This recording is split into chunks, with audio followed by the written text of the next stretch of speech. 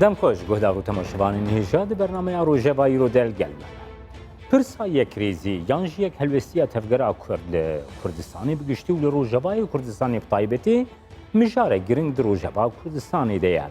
دمکی ده هاته گوتن جیهان ولاتین زلهیز لپیش یک هلوستی کرد بن آستنگ. نهاوکی کو جیهان و ولاتین زلهیز داخوازا یک هلوستی کردی دکن لی تفگرا کردی به اگرین جدا نکاره یک ریزی یانجی یک هلوستی خود بجه بینه اگرم وی روشه چنه دوالین هری گرنگ دوی مجاری دا پارتیا یکیتیا دموکراتیک پیاده و انجمنان اجتماعی کردی انک سنه ام دی لگل میوان برنامه روژب این ایروژ برپرسه تکلی انگشتین پیاده جولیا کردو و اندام دسته سروکاتی انک سن نعمت داود وی مجاره هستیار بگرن دستو بنرقینن دست پی که دست در باسی قامش لو دبم سلاف بریز جولیا کردو بری ده هاته گوتم کو جیهان ناخوازی کرد ببین یک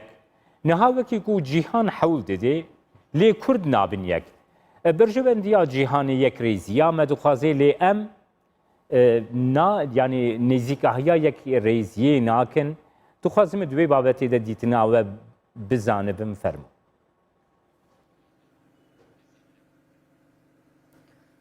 ایوار باش با هبالن و کسین که گهدار دکن و جمیوان حاضن رای کش جمعیشی هبال الگروایی گور پرسی که فهم کرد جبو یک ریزیا کرد هگر هر وست ما بچرنگینه وکو پارتیای کتیا دموکراتی ذاتن هر وست ما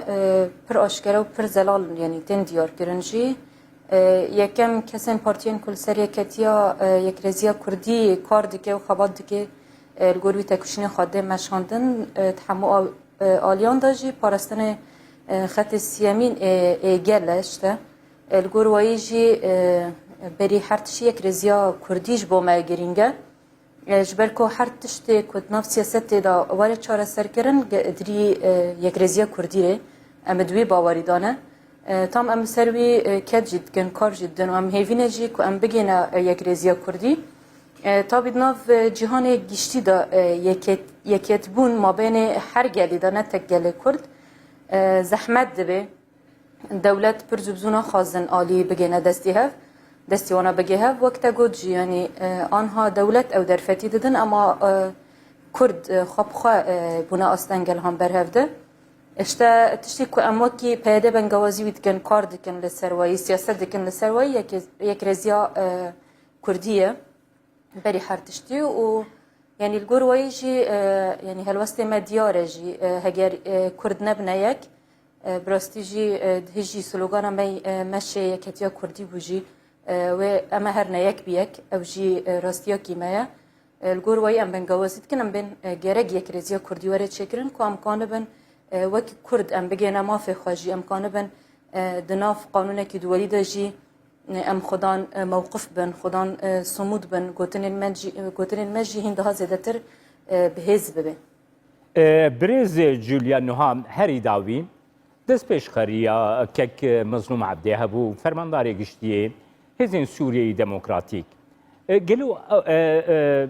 مظلوم عبده هفدیتن لگل انا کسا پیکانین لگل پارتین دن این کردی پیکانین هر وحال گل پیده جی پیوندیه گودانین هبون گلو وکی پیاده و او ارکین پیکانینا دست پیش خریا مظلوم عبده بجیهانی نیوه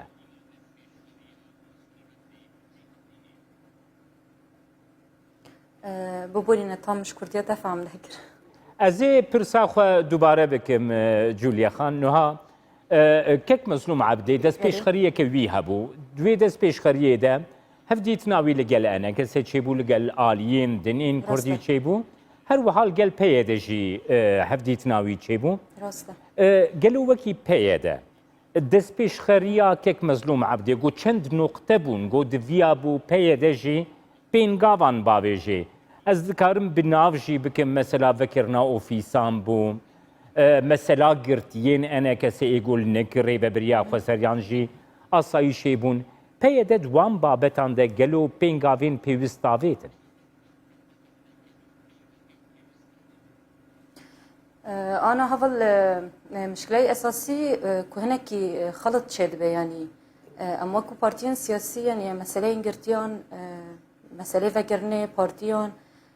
يعني أوفيسي بارتيان دهندر روجافا دا يعني أزبم نقري داي بيادايش بركو أم الفر وقت بارتيك سياسي تخبتن يعني ناف جال دا درخستن كرني جال دا زانستي جال دا اتبارستني خطي مي إيديولوجي دا أم دفي واردة كارت يعني مسألة جرتيان جريداي أصلي شيء هر حال ده هوا المظلوم عبديجي أو ده ديار كرن كأونا يعني وك جروبكي تشابكن أكيد ماكي تشابكن لبرسين لجرين سرفا جرتيانا ورنا كرن يعني وكي بهذا تمشكلة ما بونارتنا لا يعني هر حال ده جي كم دبين بارتي كتيا ديمقراطي ده ماجي ديمقراطي ده نشاندان كوش حر فكري راوري فكرن چه فکری یعنی ام ببین چه ایدئولوژی بمره به چه دیجی ما به فرق نکنه في خود ديمقراطيته يعني جوروي جرج الرأي الآخر هبه يعني جهدار كرن جحرد أو يندوري تشكرن تمشكلة ما بفكرنا أفوسية وانا رجيت تنانا يعني هاجر أرضيكي وانا الشعبي هبه جاليري هبه يعني أو هذا تربكي يعني حاضن الشعبية الجامعة هبه فكرنا جي مشكلة ما تتنانا اصلا ده نم ايكو ما قرتياش بركو نقري دايما يعني قري دا اداره ذاتيه الفيداري يعني وقت سيستم كوتي دزمش كرنا ارتق اداره ذاتيه يعني ماف بده او نا ايدي نقري دايما وقت بيدايا بله سپاس برز جولیا زی وگرم نکته بمین انها از وتگرم استودیو سلاف کرد نعمت که نعمت نها بری چندین روزا جوینا ولگل جیمز جفری شاندری امریکا بو کریزا سوریه پیکات گورا آگاهداریین ما جفری بخوا دوی جوینه ده خواج انا که سکریه کو یک هلبستیه که کردی بدلی امریکایی جی دوی چرچوه ده وکی انا که سبخوا هن حول دعنین و جبو یک ریزیه هن پینگابینگو وکی انا که سجبو یک ریزیه هن باویجن و گرتنه بر گرتما آگاهدار بکن تمام سپاس شتر شفالا مرجي تفدنگ نهات يعني از خوشكتد نگيام چوگو اما انجمنا نشتماني كرد يعني هلوستا مزلال درباري في مسألة يكرزيد يعني شخوا ارككي مي داخوازا خباتي يكرزيا كردي لرأي قشتي عملتي ما إيرو داخواز دك دوي ام حرمت بقرن ورأي قشتيك ودوستي ما جوان دولتا هموجي دخوازن إيرو يكرزيك كردي أفا ببا دوبهم جيفري رونشتن جيفري أشكرا قوت يعني إما ام حزدكن يكرزيك كردي چه ببا ام حزدكن تفاهمك دناف هردو هيسي كردي چه ببا انجمنا نشتماني كردي وبايدا وقصد بناف دكر جغيري وان بري انا يكيتيا اوروبا دعو الماكري دخوازن يكرزيا كردي چه بري سالك هون قشت زانن دست بشخريك فرنسية بود في وارد يعني اف دولتين اموان اعتبارت كن دوستي ملتي سوري ودوستي مانجي اموك دوست شخورد بين الوكر او جي دخوازن يكرزيا كردي چه يكرزيا كردي الجموان مد بين حليف شخور بلكي إيرو قصد شي حليفة جوار قرنق هردو حليفة وان يكبن ندوري هفبن وأفا شي تشتكي مشروع شوار قصدن وأفل كف برجوان دياما دجي شخود في إجا أملي خودي در كفن لفي يكرزي يعني از بري قلت لك هاد بيرم أدبجم يكرزي إيرو بالنسبة ما أمهزي السياسي أنجمنا نشتماني كرت بمعنية پیاده به معنی وک پارتی نه وک ریفبریا خسر به معنی ریفبریا خسر یک مؤسسات جهتی آواکرن پیاده او آواکری و یک جنا کوکی مد و پیاده بناف مد گوت اف اداره چه بویه آلیه کی سیاسی اف اداره آواکری وک خو آواکری وک رنگ خو وک دنگ خو وک لون خو آواکری اف اداره هان و سرفي اساسي جي ما بير يعني تعامل نتكر يعني ام هيفيد كان دفير روشا انا ده ام بزمانك زلال زمانك فكري زمانك برايتي ام جهفين بكن ام دفي وارد بخبتنا ام يعني جبو ام خلكي رازي بكن يا ام دوستاش خوار بر بكن يا ام غير خو عايل بكن يعني ام جواري ام هفدو عايل بكن ام جوي وارد درباس بون ملت ما ايرود بر خطر جديده يعني پیشی گرتنا جي ام دبيجن امو بايدن يعني نا ريفابريا خسر معني بأجر امو بايدا كاربن بيين تفاهمك تشتكي طبيعية مؤسسات بايدي وتكفي روشفت يعني دنكات من وقت مسألة وان اوفيسا انه مسألة مي او ريفابريا بهفدو زانن قلتن برا نولو يعني ام بيجن امو بايدا كارب بله کێک نعمت من خۆست نەهاز بەیەکی بزانم بم تە دەست نیشان کرد نها مەترسیەکە مەزن لەسەر ڕۆژهەبای کوردستانی دەردوورە ڕۆژهەبای کوردستانی ji welatên xêrnexwaz ji bo ڕۆژهەبای کوردستانی بە هاتیە pêçandin مەترسیya operasyona li ser ڕۆژهەبای کوردستانی heye gelek welat destwerdan lê ڕۆژهەبای کوردستانی kirine pêşî girtina vî tiştî yek ji بنگهی وی هری مزن پیکانینا یک هلوستیه که کردی دسته کم داد نبینا آنها که سو پیاده داریم. یعنی جالیه پیاده بگوهن پینگا بین آبیتن. وکی آنها که سجهون آماده نهن پینگا وان باویجن بر به یک ریزی و یک هلوستیا کردی و. تمام. يعني ام روبلين كيفن اجر ام بقلبن او روبلانا يعني ضروري روجك روجا فمن نقاش باش لسرتشي يعني افتنقافيا قملتي ماجياي اكيد يعني سببك جما جيتيد هي شباب جوام مكارم بجنكي سبب افتنقافيا متيد انا اخر داوي بشتيفان بويرين داوي بسري ملتي مدهات كاك مظلوم دس بشخري او دس بشخري ام ديتن قوتن ام دخوازن يعني وك قسده ودوراك بليزه وك دوراك وسيط ناف بينشيد ناف مو بايدده كارب وان الوزيد بشيا يكريزيد او افاكرنا الوسط الكردي ام بيشن راك حتى قوم كارب بجين قافين جدي او دس بشخري انجمن الاجتماعي كردي بدا خويان يك فرمي ارينيكر او دس بشخري هاني قلت اما ام وك بري دخوازن مناخك بيدا ببه مناخك ثقتك وندابوي ناف مو بايدة هي ام دخوازن او ثقة بافاكرن قام كاربن دست بقفتو قوية كي بكنسر مسائلي مي قالك مسائلي مي جديها ام لسر بسكرن يعني اف يكرزي نهما بدو قوتنا تشيد بدو الخوش يكي كربه اف يكرزي بقهكوي اساسي هي اگر ام ده الوسط خوي سياسي بيشين نبن يك أما نكر من يكرزية جي أبابكن ده الوسط ده مختلفا ده يكرزية ده مختلف آخر إمام ما بالنسبة دس بشخريا كاك مظلوم ما داخويا لك فرمي أرينيكر ما قلت أم أمادن حتى أف مسألانات بجيبك وكوي سوز دا بجيبك أما أمادن وأنجمن حاضر بقافنا بروفي آلي دبافيش بله أمي فقرن كك نعمتم دروازي قام مشلو ببن بريز جوليا نها مثلا یک ریزیا یک هلوستیا روجبای کردستانی دمکا دریجه یعنی نتنی دوی دما داویده کو در روجبا کردستانی ده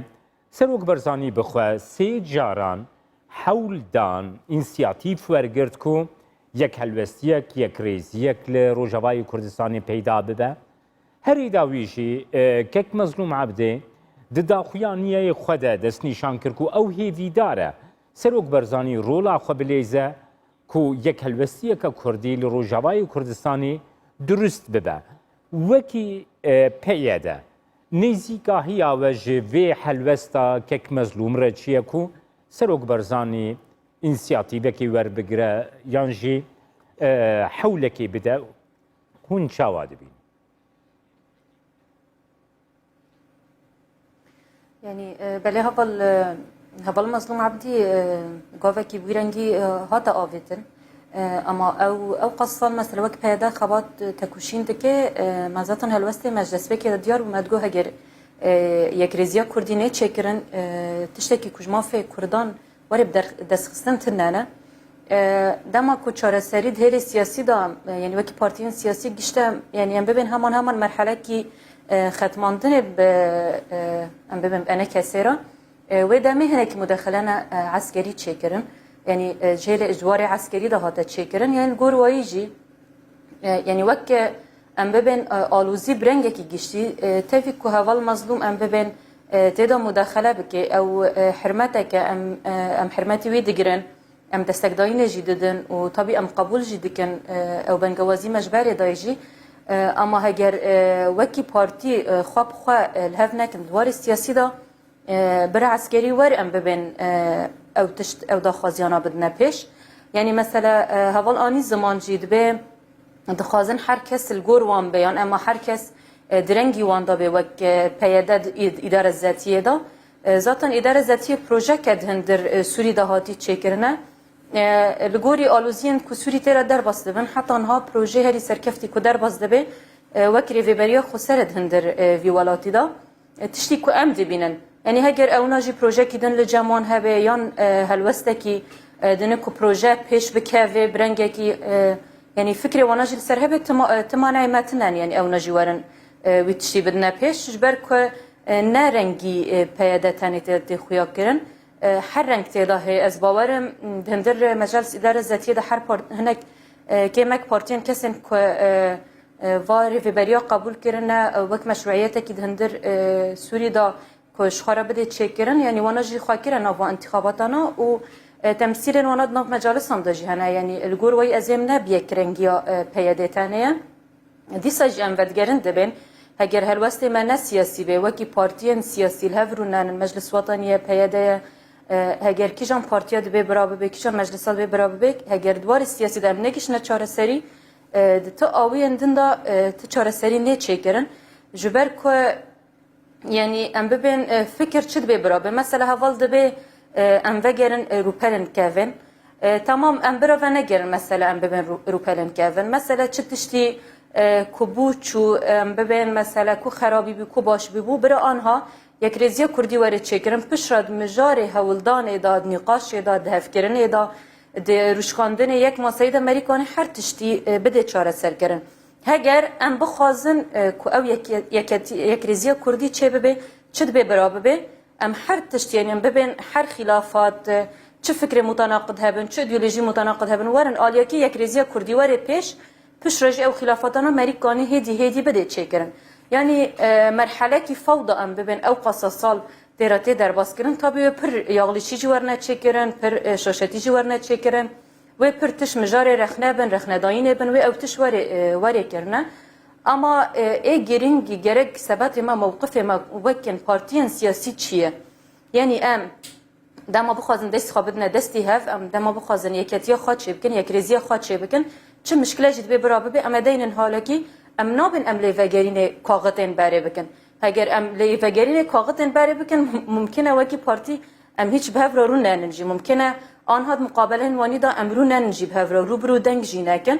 اشتالگور وایجی ام دبن هر تشگرگواری آلیا کی امکانه بن موقفه کی جدمت پیش را بگیرن آنجی دجمن یعنی پر راحت کانل سر ما به یک و پر راحت جی کانه ما بخینجی چه پیاده دبه چه مجلس وطنی دبه چه پارتیان دن دبن اجبر کو اصلا ده یعنی دجمن هر یک تک تک اما سری کردان هر کس دبه یک الگور وایجی برز مسعود برزانی یعنی مبادره خدا خویا کردن که اوجی پشگیری وی کتی دکه اموی